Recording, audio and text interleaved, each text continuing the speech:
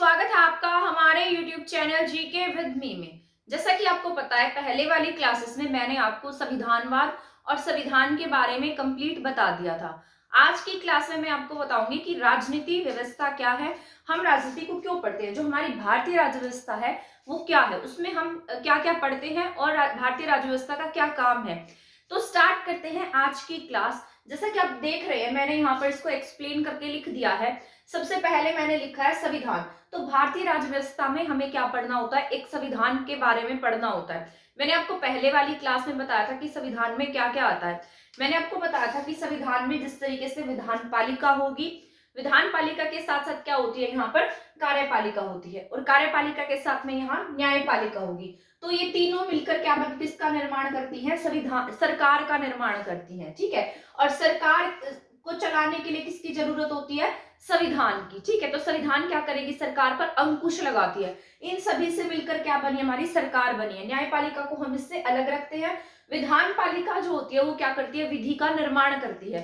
मैंने आपको पहले भी बताया था कि जो विधान पालिका होगी वो क्या करेगी, कानून बनाएगी, विधि बनाएगी, विधि का निर्माण करेगी, फिर उसको एग्जीक्यूट करने का जो काम है वो कौन करती है, हमारे यहाँ पर कार्यपालिका करती है। ठीक है, तो और इसके बाद जो न्यायपालिका है वो न्याय करेगी कि कहीं पर कोई अमेंडमेंट गलत तो नहीं हो गया, या हमारे मौलिक अधिकारों के साथ कोई उल्लंघन तो नहीं हो रहा है। तो ये सभी बातों का निर्णय कौन करती है, न्यायपालिका करती है। तो न्यायपालिका न्याय का काम करती है, विधान पालिका क्या करती है, विधि निर्माण का काम करती है। इसके साथ साथ जो कार्यपालिका है, यहाँ पर जितनी भी पॉलिसीज होती है, लॉज होते हैं, उसको एग्जीक्यूट किया जाता है। पीएम, सीएम, डीएम, वो सभी कार्यपालिका में आते हैं। तो हम भारतीय राज्य व्यवस्था में क्या पढ़ते हैं, संविधान पढ़ते हैं, जिसमें ये तीनों की तीनों बातें क्या होती है, लागू होती है, और ये किसके द्वारा एग्जीक्यूट होती है, सरकार इन सब चीजों को चलाती है। इसके बाद सरकार पर जो अंकुश है वो कौन लगाता है, संविधान लगाता है। तो ये बातें मैंने आपको पहले भी बताई थी, पर राज्य व्यवस्था में हम इन सभी को पढ़ते हैं, इसलिए मैंने इसमें ये तीनों लिखे हैं। सबसे पहला क्या आएगा, इसमें संविधान आएगा। तो भारतीय राज्य व्यवस्था में हमें क्या पढ़ना होता है, संविधान पढ़ना होता है। तो भारतीय राज्य व्यवस्था में ये तीनों होते हैं, विधान पालिका, कार्यपालिका और न्यायपालिका। अब बात करते हैं विधि निर्माण की। विधि निर्माण का जो काम है वो कौन करती है, विधान पालिकाएं करती हैं। अब इसके साथ साथ हमारे संविधान में बहुत सारी ऐसी बातें हैं जो लिखी नहीं गई हैं। इसके साथ साथ जैसे आपके यहाँ पर चुनाव किस तरीके से कराया जाएगा ये भी यहाँ पर नहीं लिखा गया था। तो उसके लिए एक अधिनियम लाया गया जिसका नाम था जन प्रतिनिधित्व अधिनियम 1951।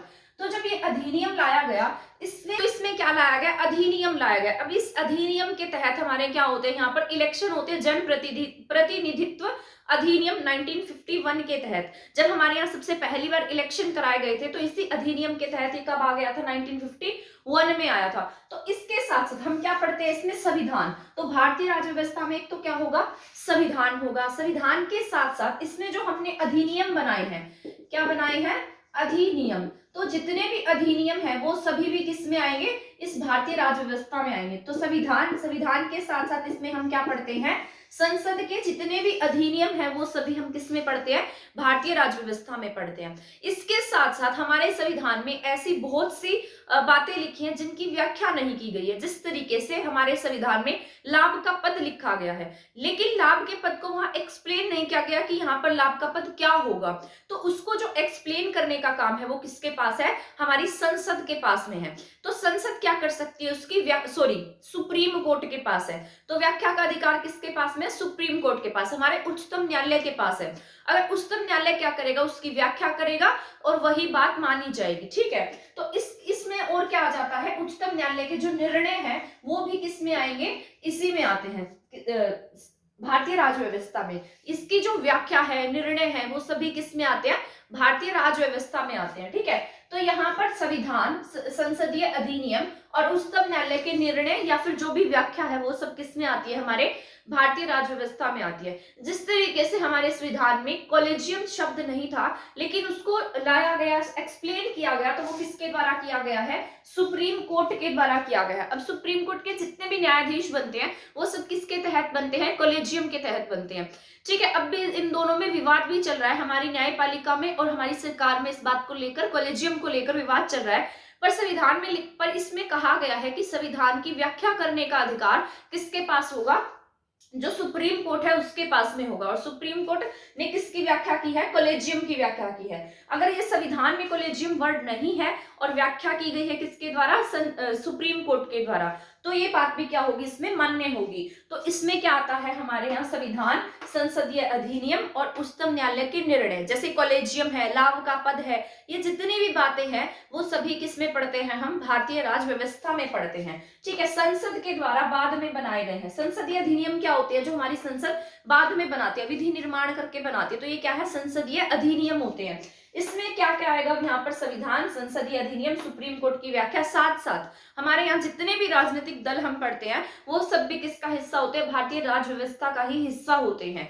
ठीक है, यहाँ पर मैंने किस तरीके से होगी, क्या प्रोसेस रहेगा, वो सब इसमें नहीं लिखा गया था, इसलिए हमारे संविधान में कॉलेजियम शब्द को लाया गया और कॉलेजियम के तहत ही सुप्रीम कोर्ट के न्यायाधीशों की क्या होती है, नियुक्ति होती है। ठीक है, अब संविधान में बात नहीं लिखी गई पर सुप्रीम कोर्ट ने क्या की है, इसकी व्याख्या की, कॉलेजियम के बारे में सुप्रीम कोर्ट ने व्याख्या की और उसी के आधार पर आज तक हमारे क्या हो रहा है, जो सुप्रीम कोर्ट के न्यायाधीश हैं उनकी नियुक्ति होती है।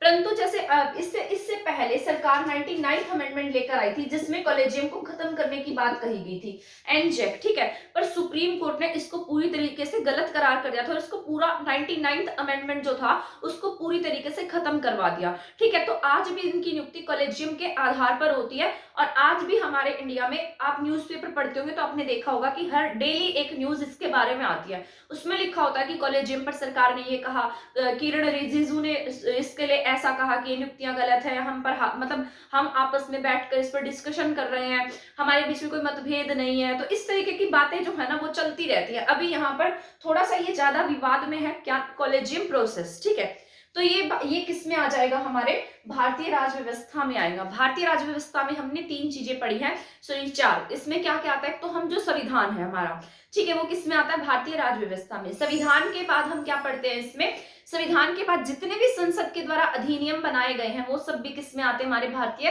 राज व्यवस्था में आते हैं। इसके बाद मैंने आपको बताया सुप्रीम कोर्ट या उच्चतम न्यायालय के जितने भी निर्णय और व्याख्याएं हैं वो सब भी किस में आएंगे, इसी भारतीय राज व्यवस्था में। इसके बाद हमारे इंडिया में जितने भी राजनीतिक दल है वो भी सब किस में आएंगे, हमारे भारतीय राज व्यवस्था में ही आएंगे। ठीक है, आई होप ये जितने भी पॉइंट्स मैंने आपको बताए हैं वो आपको समझ में आ गए होंगे। तो ये हमारा छोटा सा टॉपिक था भारतीय राज व्यवस्था का, कि भारतीय राज व्यवस्था क्या है। इससे जो नेक्स्ट क्लास में आपको कराऊंगी उसमें आर्टिकल 14 समानता, जो हमारे अधिकार है, मौलिक अधिकार, मौलिक अधिकारों में आर्टिकल 14 पूरा एक्सप्लेनेशन से पढ़ाऊंगी कि जो आर्टिकल 14 है उसमें जैसे विधि के समान क्या है, उसमें विधि के समान समानता है, तो समानता के साथ भेदभाव कैसे हो सकता है, इसमें विधि का संरक्षण क्या है, क्या क्या उपाय किए जा सकते हैं, किस हद तक सही है, किस हद तक गलत है, तार्किक समानता क्या है, अतार्किक क्या है, पूरा का पूरा एक्सप्लेनेशन के साथ में आर्टिकल 14 कराऊंगी मैं आपको, जो आपके आने वाले पीसीएस एग्जाम या फिर यूपीएससी के लिए इंपॉर्टेंट रहेगा। तो तब तक हमारे चैनल के साथ बने रहे। आज की क्लास में इतना ही था। आई होप आपको एक क्लास पसंद आई होगी। अगर आपको मेरा पढ़ाया हुआ समझ में आया है तो चैनल को सब्सक्राइब कर दीजिएगा, वीडियो को शेयर कर दीजिएगा। थैंक यू, धन्यवाद।